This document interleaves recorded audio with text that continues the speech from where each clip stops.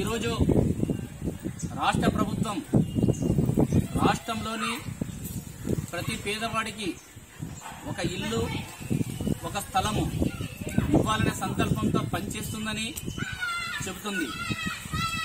అది మాటలకే పరిమితమని ఈరోజు ఆదోనిలోని రాజీవ్ గాంధీ నగర్లో పర్యటించిన విషయము ఈరోజు తెలియజేస్తున్నాం. దాదాపుగా ఒక రాజీవ్ గాంధీ నగర్లోనే 180 మంది పేదవాళ్లకి నిన్న వచ్చిన లిస్టులో పేరు లేకపోవడం, మళ్ళీ ఇక్కడ ఉన్న ప్రభుత్వానికి గాని రాష్ట్ర ప్రభుత్వానికి గాని సమాచారం లేదా అనే విషయాన్ని అడుగుతున్నాము. అందరికీ న్యాయం చేస్తామంటున్న రాష్ట్ర ప్రభుత్వం ఈరోజు రాష్ట్రంలో ఎంతమందికి పేదవాళ్లకి పట్టాలు రాలేదో, వ్యక్తిగత కక్షతో ఇవ్వలేదా లేదా అనధికార కారణాలతో ఇవ్వలేదా అనే విషయాన్ని గ్రహించాలని చెబుతున్నాం.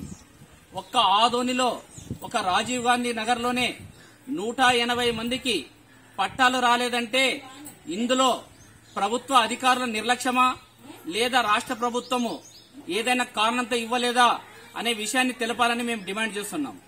కాబట్టి ఈరోజు రాజీవ్ గాంధీ నగర్లో పర్యటన చేసిన తర్వాత ఇంతమందికి మేము భరోసా ఇవ్వడం జరిగింది. ఖచ్చితంగా భారతీయ జనతా పార్టీ ఆదోని శాఖ తరఫున వీళ్ల తరఫున పోరాటం చేస్తాము. ఇక్కడున్న రాజీవ్ గాంధీ కాలనీలో 180 మంది పేదలకు ఎవరికైతే ఇళ్ల పట్టాలు రాలేదో వాళ్ళకందరికీ ఇళ్ల పట్టాలు ఇప్పించేంత వరకు మేము విశ్రాంతి తీసుకోమని ఈ సందర్భంగా ప్రభుత్వానికి తెలియజేస్తున్నాం.